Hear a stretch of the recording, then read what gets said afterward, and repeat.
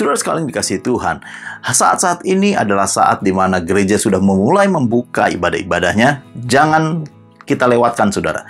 Kalau memang tidak mungkin kita masih melakukan streaming, it's okay. Tetapi kalau bisa dan tidak ada halangan kesehatan, ayo datang ke gereja. Kenapa? Karena di sana kita akan berkumpul bersama-sama dan kita akan memiliki fellowship yang lebih luar biasa. Nah, saat kita masuk ke dalam pujian kembali, ya kan, masuk ke dalam ibadah-ibadah onsite. Ingat baik-baik, hati-hati dengan bibir manis tapi hati busuk, saudara. Karena Tuhan tidak berkenan dengan semua apa yang kita nyanyikan sekedarnya keluar dari mulut. Tetapi Tuhan melihat hati. Nah, sampai ada ayatnya, ini adalah teguran bagi kita semua untuk masuk ke dalam pujian yang lebih dalam lagi. Matius 15 ayat yang ke-8, Tuhan berkata begini, bangsa ini memuliakan aku dengan bibirnya, padahal hatinya jauh daripada aku. Oh, bertobat, saudara. Iya nggak? Waktu kita masuk ke dalam ibadah, waktu kita masuk ke dalam church service, ya tinggalkan semua pikiran-pikiran bisnismu. Tinggalkan semua kekacauan yang ada di dalam duniamu.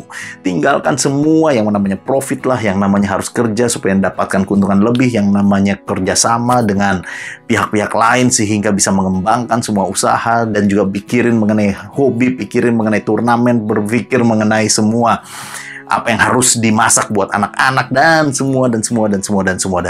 Tinggalkan semuanya itu dan fokuslah kepada Tuhan, sehingga ketika kita menyembah, ketika kita memuji, ketika kita mengangkat pujian dan penyembahan, tahu Tuhan itu semua bukanlah pepesan kosong. Tahu Tuhan, itu semua bukanlah asal kita ucapkan, tapi semua masuk di dalam hati kita, di dalam roh kita, dan roh kita menyala-nyala dan memuji Tuhan. Itulah yang berkenan di hadapan Tuhan.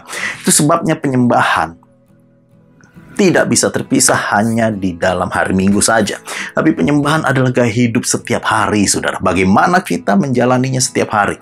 Dan kita masuk ke dalam ibadah, di situ kita mengucapkan, kalau kita bersyukur sungguh-sungguh terhadap semua pertolongan Tuhan yang ada di dalam kehidupan kita dari sepanjang minggu. Kalau kita mau memuji Tuhan, kita betul-betul memuji Tuhan justru di dalam keadaan-keadaan yang sukar dan tidak baik. Dan kita akan lihat Tuhan akan menolong kita. Itu sebabnya, ingat baik-baik. Bibir manis, hati busuk, tinggalkan itu semua. Dan mari masuk dengan hati yang bersyukur, hati yang tulus memuji Tuhan. Amin.